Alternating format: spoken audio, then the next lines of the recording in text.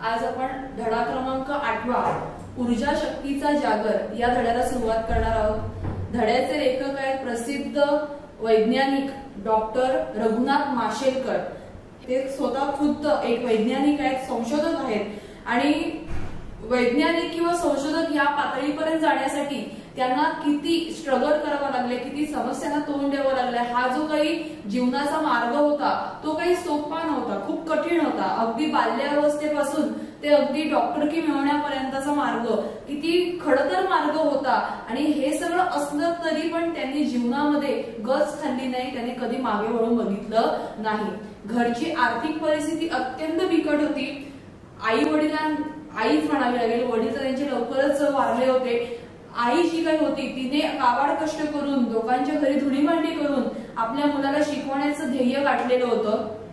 आईच्या जीवनामध्ये ध्येय एकच की ज्याप्रमाणे आज मला मेहनत करावी लागते आहे, लोकांच्या घरी धुणी भांडी करावी लागते, ही मेहनत माझ्या मुलाच्या नशिबात नको यायला। मुलाने नेहमी जीवनामध्ये यशस्वी आणि एक उच्च पातळीचं जीवन जगावं या एकमेव उद्दिष्टासाठी त्यांची आई झटत होती।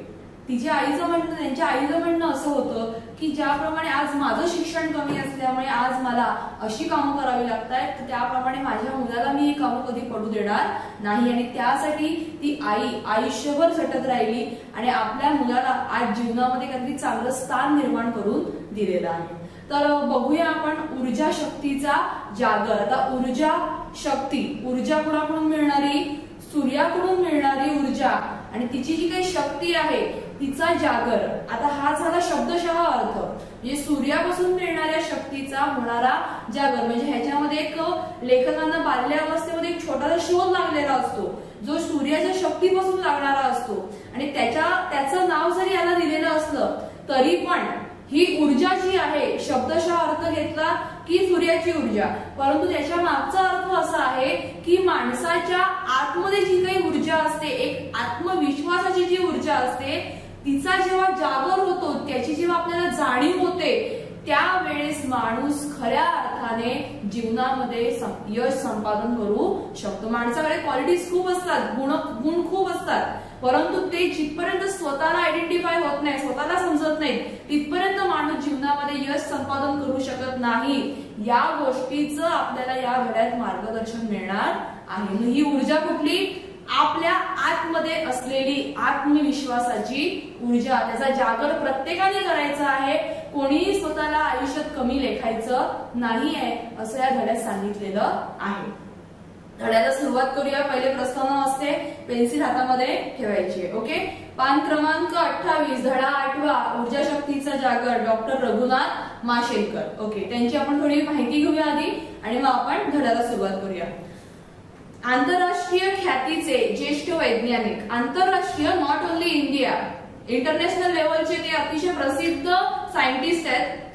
ग्लोबल रिसर्च अलायन्सचे अध्यक्ष, रॉयल सोसायटी लंडनचे फेलो, वैज्ञानिक व औद्योगिक संशोधन संस्थेचे CSIR अध्यक्ष या नात्याने संस्थेच्या कार्याची व्याप्ती वाढवण्यात त्यांचे मोलाचे योगदान आहे। बघा, म्हणजे त्यांनी सायंटिस्ट लेवलला पण खूप चांगलं काम केलेलं आहे।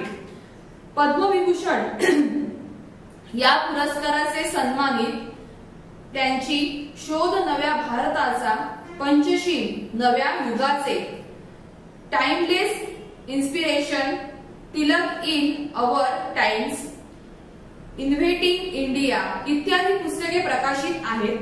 भारतातील मूलभूत प्रश्न सोडवण्यासाठी बौद्धिक क्षमतेच्या आधारे ज्ञानाचे अर्थपूर्ण नियोजन करणारे, अंडरलाईन करायचं आहे याला, खूप महत्वाची ओळ आहे। रघुनाथ माशेलकरांबद्दल लिहायची वेळ आली तर लिहिण्यासाठी उपयुक्त ठरेल। कुठून करणार आहात?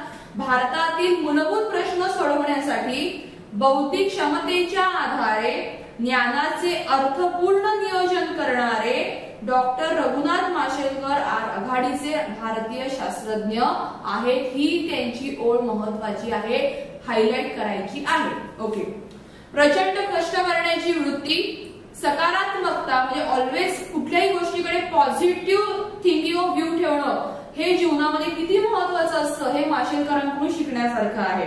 शिस्त सगळ्यांना गरजेची आहे। संशोधक वृत्ती ही प्रत्येकामध्ये असलीच पाहिजे. अगदी घरातल्या लहान लहान गोष्टीमध्ये पण आपण संशोधन करू शकतो. अगदी प्रत्येक किचन मधल्या पण गोष्टीमध्ये किंवा घरामध्ये असलेल्या इतर इन्स्ट्रुमेंट्स मध्ये पण आपण संशोधक वृत्ती असली पाहिजे असं लेखक आपल्याला सांगतायत. व प्रखर देशनिष्ठा ही तर असलीच पाहिजे. देशनिष्ठा, आपण ज्या देशाचे पाईक आहोत त्या देशाबद्दलची निष्ठा असणं ही गरजेची आहे. ही प्रत्येक कामामध्ये असलीच पाहिजे. हे त्यांच्या व्यक्तिमत्वाचे विलोभनीय पैलू आहे. ओके, आता हे झालं सगळं व्यक्तिमत्व वैशिष्ट्य कोणाचं, माशेलकरांचं. आता या धड्यात काय सांगितलंय ते आपण बघूया. प्रस्तुत पाठात लेखकाने त्यांच्या विद्यार्थी दशेतील आठवणी सांगितल्या आहेत. लहानपणीच पित्याचे छत्र हरपलेल्या माशेलकरांना त्यांच्या आईने अत्यंत प्रतिकूल परिस्थितीतून जिद्दीने शिक्षण घेण्यास कसे प्रवृत्त केले याचे वर्णन या पाठात आले आहे. चला, तिकडे एक शब्द आला आहे प्रतिकूल. प्रतिकूल म्हणजे काय? एखादी परिस्थिती अशी असते जी आपल्यासाठी योग्य नसते, आपल्या विरुद्ध असते. म्हणजे जशी आपल्याला अपेक्षित आहे त्याच्या बरोबर विरुद्ध, म्हणजे अतिशय चुकीची किंवा वाईट प्रवृत्ती किंवा वाईट परिस्थिती, त्याला म्हटलेलं आहे प्रतिकूल परिस्थिती. मध्ये त्या आईने आपल्या मुलाला शिकण्यासाठी प्रवृत्त केलेलं आहे. म्हणजे जर त्यावेळेस त्या आईने आपल्या लेखकांना प्रवृत्त केलं नसतं, मोटिवेट केलं नसतं की बाळा तू शिकल्याने तू मोठा होशील, तर आपल्या पुढे आज माशेलकर नावाचे वैज्ञानिक उभे राहिले नसते. म्हणजे आज जे काही वैज्ञानिक म्हणून माशेलकर आपल्या पुढे आहेत त्याला केवळ आणि केवळ कोण जबाबदार आहे? त्यांची आई आणि आईची मेहनत ही जबाबदार आहे. चला, आपण धड्याला सुरुवात करूया. शाळा आणि शिक्षक असा विषय निघाला की मला माझी मुंबईतील शाळा आणि शालेय जीवनातील शिक्षकांची आठवण येते. कोणालाही येणार. आज तुम्ही शाळेत शिकताय, शाळेच्या शेवटच्या वर्षामध्ये आहात, अजून 5-6 वर्षानंतर तुमचं एज्युकेशन कम्प्लीट होणार आहे, तुम्ही कुठेतरी जॉबला असणार आहात. जेव्हा मागे वळून बघाल तेव्हा तुम्हाला शाळेतले शिक्षक, शाळेतले मित्र, शाळेतले कामगार वर्ग, शाळेतले clerical staff, all and all सगळे गोष्टी तुम्हाला आठवणार आहेत. कारण ते जीवन तुम्ही एकाच ठिकाणी कंटिन्युअसली 13 वर्ष जगलेलं असतं. 1ली ते 10वीची 10 वर्ष आणि आधीची 3 वर्ष, अशी 3-3.5 वर्ष तुम्ही तिकडे काढलेली असतात. आयुष्याचा सगळ्यात अमूल्य असा कालखंड तो असतो. जीवनाच्या कोपऱ्यातली एक सुंदर अशी ठेव असते आणि ती ठेव कोणीही विसरू शकत नाही. आम्ही देखील अजून विसरलेलो नाही, तर तुम्ही पण विसरणार नाही. लेखकही तेच म्हणतायत की शाळा आणि शिक्षक अशा या 2 गोष्टींची जेव्हा आठवण येते त्यावेळेस शाळेचे शिक्षक, शाळेची आठवण आल्याशिवाय मला राहत नाही. पुढे, गीर गावातील युनियन हायस्कूल आणि माझ्या शाळकरी वयात आपुलकीनं संस्कार करणारे Bhave sir, Joshi sir, Shirke sir या साऱ्यांचे माझ्यावर फार मोठे ऋण आहे. चला, नवीन शब्द आलाय ऋण. ऋण म्हणजे उपकार.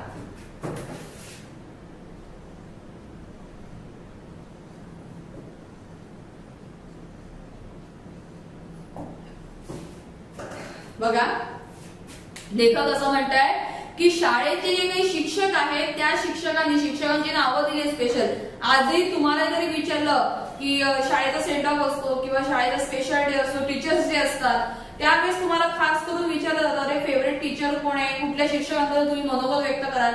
तर प्रत्येकाच्या मनामध्ये एक शिक्षकाने असं वेगळं स्थान निर्माण केलेलं असतं आणि त्याच्यामुळे तो शिक्षक त्यांचा एक आवडीचा झालेला असतो. मग आपल्या लेखकांच्या जीवनात पण अशा 3 शिक्षकांची त्यांनी नावं दिलेली आहेत की ज्यांच्यामुळे आपले लेखक खऱ्या अर्थाने विद्यार्थी दशेमध्ये घडलेले आहेत. पुढे, पण त्याच वेळी हेही सांगितलं पाहिजे की या शाळेशी आणि या संस्कार देणाऱ्या शिक्षकांशी माझा जो संपर्क आला तो जिच्यामुळे आला ती माझी परमप्रिय आई आणि माझे मामा यांचे ऋण मी कसे व्यक्त करणार. बघा, शिक्षक शेवटी रक्ताचं नातं नाहीये, परकी व्यक्ती आहे, त्यांचे ऋण आपण व्यक्त करू शकतो, परंतु जी रक्ताची नाती आहे, जन्मदाती आई आहे, तिचे ऋण मी कसे परत फेडणार याबद्दल आपले लेखक हळहळ व्यक्त करत आहेत. म्हणजे सगळ्यात पहिली गोष्ट म्हणजे शाळा मिळाली, शाळेचे चांगले शिक्षक मिळाले, ही सगळी गोष्ट ठीक आहे, परंतु त्यांच्यापर्यंत जाण्यासाठी काही सेतुबंधन झालेलं आहे. सेतुबंधन हा शब्द तुम्हाला झालेला आहे म्हणून मी स्पेशली तुम्हाला वापरलाय. सेतुबंधन जे झालेलं आहे, तिथपर्यंत जाण्याचा जो काही मार्ग आहे तो कोणी निर्माण केला होता? लेखकांच्या मामांनी आणि लेखकांच्या आईने. त्यांना मनातून कुठून तरी वाटत होतं की माझा मुलगा, माझा भाचा शिकावा, त्याने चांगलं शिक्षण घ्यावं. ज्याप्रमाणे आज आमची वाईट अवस्था आहे शिक्षण नसल्यामुळे, शिक्षणापासून वंचित राहिल्यामुळे, तशी अवस्था माझ्या मुलाची आणि माझ्या भाच्याची नाही झाली पाहिजे. आणि म्हणून लेखक म्हणतात की माझ्या शिक्षकांबरोबर माझे मामा आणि माझी आई हे पण ऋणी आहे. पुढे प्रश्न विचारला जाऊ शकेल, 3 शिक्षकांची नावं कुठली ऋणांबद्दल दिली आणि घरातली कोणती 2 व्यक्ती सांगितले. प्रश्न कसेही फिरवून विचारले जातील. पॅरेग्राफ नीट वाचायचे आहेत, अर्थ समजून घ्यायचे आहेत. पुढे आई हीच प्रत्येक मुलाची पहिली शिक्षक असते. माझ्या बाबतीत तर आई ही माझी केवळ शिक्षकच नव्हती, तर माझं सर्वस्व होती. बघा, एव्हरीथिंग. आणि माझ्यामध्ये प्रत्येकाच्या आयुष्यामध्ये आई ही सर्वस्वच असते, कारण ती केवळ आईची भूमिका नाही बजावत, तर आई ही मैत्रिणीची भूमिका बजावते, शिक्षकाची भूमिका बजावते, त्याचप्रमाणे एक उत्तम मार्गदर्शक असते. या सर्व भूमिकांमधून आपली आई आपल्याला घडवत असते आणि म्हणून आपली आई ही आपल्यासाठी सर्वस्वच असते. लेखकांचं जे मत आहे तेही सगळ्यांचंच असेल असं मलाही वाटतं. पुढे यामुळे आमचे मूळ गाव दक्षिण गोव्यातील माशेल. बघा, गाव गोव्यातले ते आपले लेखक आहेत, मूळ गाव त्यांचं गोव्यातलं आहे, तिकडच्या गावाचं नाव दिलंय माशेल. माझे बालपण तिथेच गेले. माझे मामाही याच गावातले. तिथल्या एका मैदानावर खेळण्याच्या आणि पिंपळ कट्ट्यावर बसून निवांतपणा अनुभवल्याच्या पुसटशा आठवणी माझ्या मनात अधून मधून वाऱ्याच्या लहरी सारख्या येत असतात. बघा, लेखकांनी सांगितले की ते जेव्हा लहान होते, अगदी म्हणजे 10 वर्षाच्या खालच्या वयामध्ये जेव्हा ते होते, त्यावेळेस त्यांचं जे बालपण आहे ते स्पेशली कुठे गेलं? गावाकडे गेलं, माशेल या गावामध्ये गेलं. त्यांचे मामा म्हणजे त्यांचं आजोळ जे आहे ते पण त्याच गावातलं होतं. आणि ते म्हणतायत की बालपणीच्या काही पुसटशा आठवणी, पुसटशा म्हणजे काही आठवणी बघा एकदम क्लिअर कट आपल्याला आठवत असतात, कारण त्या रिसेंटली घडत असतात, आता घडून गेलेल्या असतात. एक 6-7 वर्षापूर्वी घडलेल्या गोष्टी आपल्याला अगदी व्यवस्थित आठवतात. परंतु ज्या खूप वर्षापूर्वी घडलेल्या गोष्टी असतात, ज्या लहान अवस्थेमध्ये आपण अनुभवलेल्या असतात, त्या गोष्टी आपल्याला जास्त आठवत नाहीत. त्यातले जे काही विशिष्ट वैशिष्ट्यपूर्ण क्षण आहेत ते आपण अगदी व्यवस्थित डोक्यामध्ये पेरून ठेवलेले असतात आणि त्या गोष्टी आठवतात. मग लेखकांच्या जीवनातल्या काही आठवणी अशा आहेत की ज्या पिंपळ कट्ट्यावर बसल्याच्या, काही गोष्टी तिकडे एन्जॉय केल्याच्या आठवणी त्यांना अगदी व्यवस्थित आठवत आहेत. तिकडच्या मैदानावर खेळलेल्या, म्हणजे या गोष्टी त्यांच्यासाठी कशा होत्या? आवडीच्या होत्या.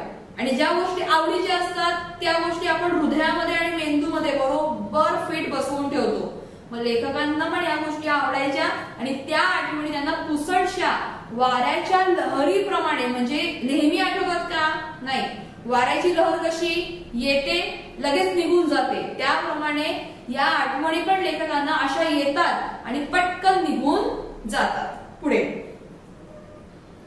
माझ्या वयाच्या 6व्या वर्षी माझे वडील वारले आणि आम्हाला उदरनिर्वाहासाठी आमचे माशेल हे गाव सोडावे लागले. बरोबर, अर्थ त्याच्यामध्ये असं स्पष्ट होतोय की वडील कमवते होते घरामध्ये आणि वडिलांच्या निधनानंतर लेखकांचा उदरनिर्वाह म्हणजे उदर म्हणजे पोट, निर्वाह म्हणजे पोटाच्या काय म्हणतात, पोटाची राखण करण्यासाठी, पोटाचं पालन पोषण करण्यासाठी जो काही निर्वाह आहे, म्हणजेच काय, त्याच्यावरती एखादी उपाययोजना करण्यासाठी दुसरा कुठलाच मार्ग त्यांच्याकडे नव्हता.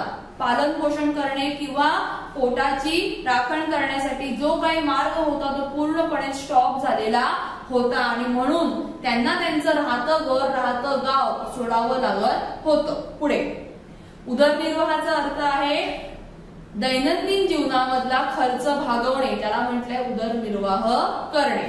पुढे मी आणि माझी आई मुंबईत येऊन पोहोचलो. साहजिक आहे, मुंबई ही आर्थिक राजधानी आहे आपली आणि नोकरी सोडण्यासाठी प्रत्येक जण समस्या आली की मुंबईकडे धाव घेतो आणि त्यांच्या बाबतीत तेच झालं होतं. गोव्याहून ते डायरेक्ट कुठे आले होते? मुंबईत आले होते. मुंबईत त्यांनी आपल्या उदरनिर्वाहासाठी काहीतरी पैसे कमवण्यासाठी इकडे मार्ग शोधायला सुरुवात केली.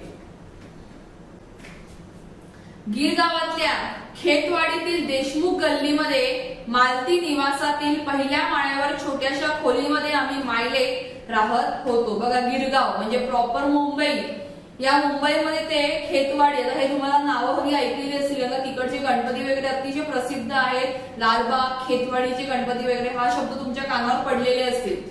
तर खेतवाडी हा जो काही गल्ली आहे तिकडची, त्या गल्लीमध्ये देशमुखांच्या वाड्यामध्ये त्यांना एक छोटीशी खोली मिळाली होती पहिल्या मजल्यावरची. तिकडे हे मायलेक राहत होते. अत्यंत छोटी खोली होती, लहान खोली, म्हणजे त्यांच्या आर्थिक परिस्थितीप्रमाणे त्यांनी ती घेतलेली होती. पुढे आर्थिक परिस्थिती पूर्णपणे खालावलेली होती, हे होणं साहजिक होतं. जे काही उत्पन्नाचा मार्ग होता तोच पूर्णपणे थांबून गेला होता, त्यामुळे परिस्थिती खालावणं हे तर अगदी साहजिक होतं. घर चालवायचं होतं आणि ते चालवण्यासाठी आता त्यांच्या आईला हातपाय चालवावे लागणार होते. दारिद्र्याशी संघर्ष करणारी माझी अल्पशिक्षित आई आणि शिक्षणाशी आसुसलेला, चला आसुसलेला म्हणजेच काय, एखादी गोष्ट जेव्हा माणसाला हवी हवीशी वाटते, अपुरी अपुरी वाटते, तेव्हा माणूस ती प्राप्त करण्यासाठी ज्याप्रमाणे आसुसलेला असतो, प्राप्तीसाठी एक प्रकारचा उतावळा झालेला असतो, त्याला म्हटलेलं आहे आसुसलेला असणे. म्हणजे शिक्षणाची त्यांना काय होती, ओढ होती. ओके, काय म्हटलंय बघा, दारिद्र्याशी संघर्ष करणारी, दारिद्र्य म्हणजेच काय, गरिबी, गरिबीशी संघर्ष करणारी लेखकांची अल्पशिक्षित आई. अल्पशिक्षित म्हणजे काय, कमी शिक्षण घेतलेली, अल्प म्हणजे कमी.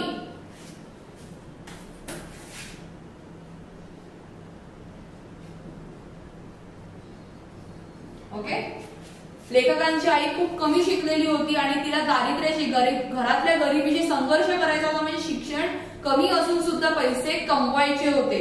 खरोखर खूप चॅलेंजिंग होतं. पुढे काय म्हटलंय बघा, शिक्षणासाठी आसुसलेला म्हणजे शिक्षणाची ओढ असणारा आपले लेखक, पण कोणतीच फी भरणे शक्य नसल्याने शाळेत कसा जाऊ असे प्रश्नचिन्ह घेऊन वावरणारा मी. बघा, पैसे नाहीयेत, मुंबई सारख्या ठिकाणी राहायचंय, शाळेत जाण्यासाठी पैसे तर हवेच. मुंबई सारख्या शाळा काही मोफत शिक्षण देणाऱ्या असतात का, नाहीयेत, हे लेखकांनाही चांगलं माहिती होतं.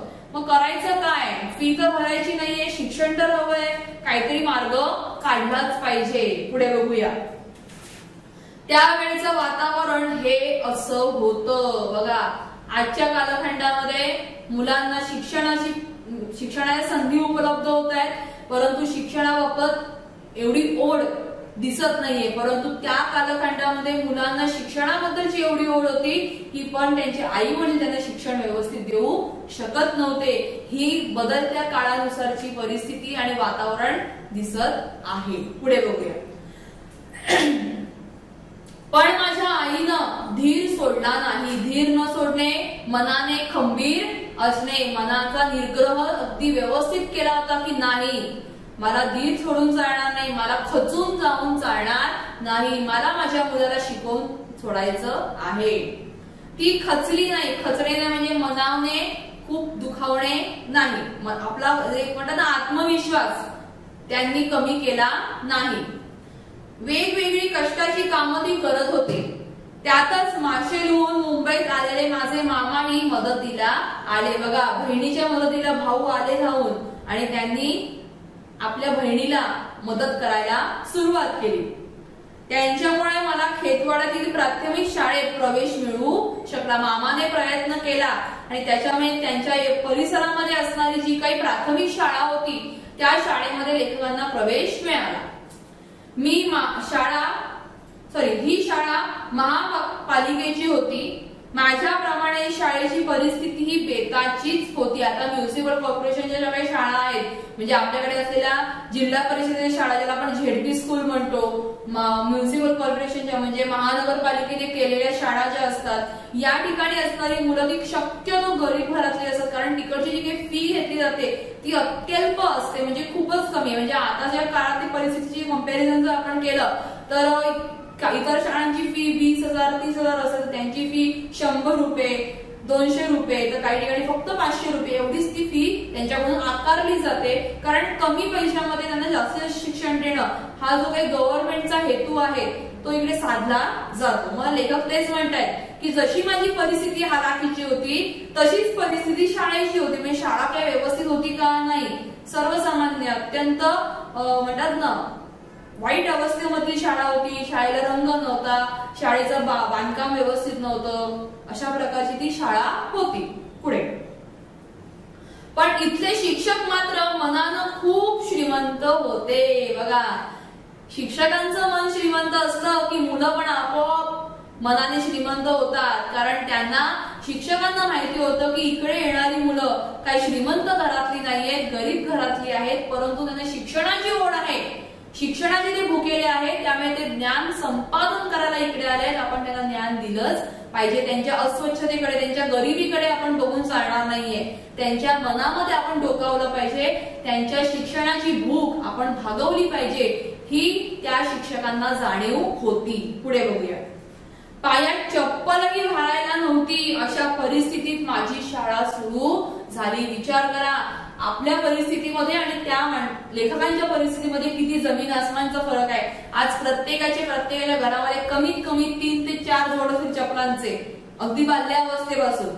मनाला प्रश्न विचारून बघा. परंतु आपल्या लेखकांना पायात चप्पल घालायला नव्हती, अशा परिस्थितीत पण त्यांनी शिक्षणाला सुरुवात केलेली होती. असा विचार त्यांनी कधीच केला नाही, माझ्याकडे चप्पल नाही तर मी शाळेत कसा जाऊ. पुढे वयाच्या 12व्या वर्षापर्यंत मला अनवाणीच राहावं लागलं. अत्यंत हृदयद्रावक अशी गोष्ट आहे. जन्मल्यापासून अगदी वयाच्या 12व्या वर्षापर्यंत आपले लेखक अनवाणी राहिले आणि आज तोच व्यक्ती पद्मविभूषणासारखा पुरस्कार घेऊन जगामध्ये प्रसिद्ध झालेला आहे.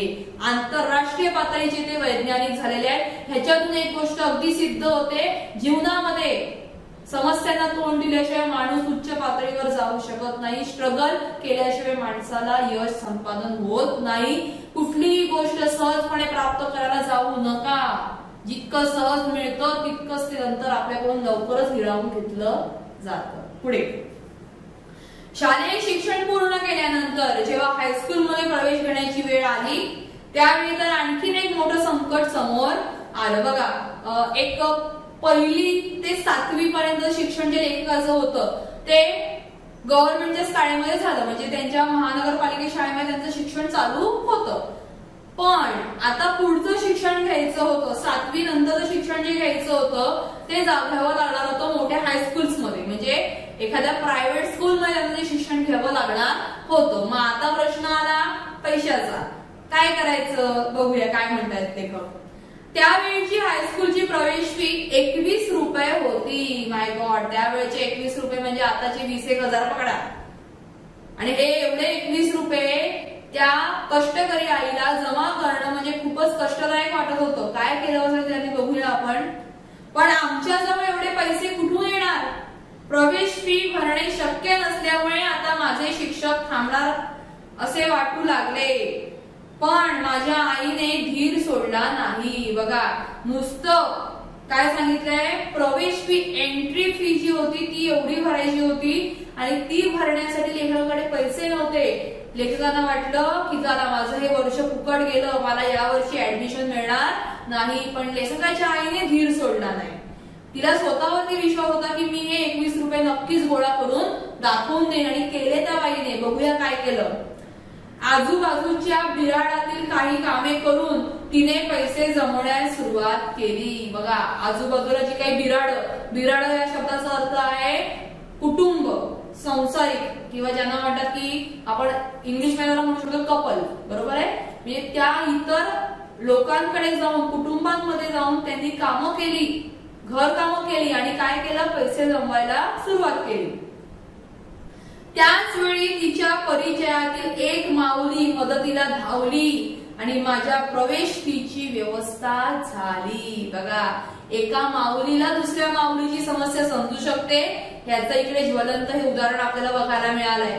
काय झालं, एका बाईला आपल्या माशेलकरांच्या आईची समस्या जाणवली, संकट समजलं आणि त्या बाईने तिच्याकडचे 21 रुपये आपल्या लेखकांच्या आईला दिले आणि सांगितलं जा मुलाची ऍडमिशन करून घे.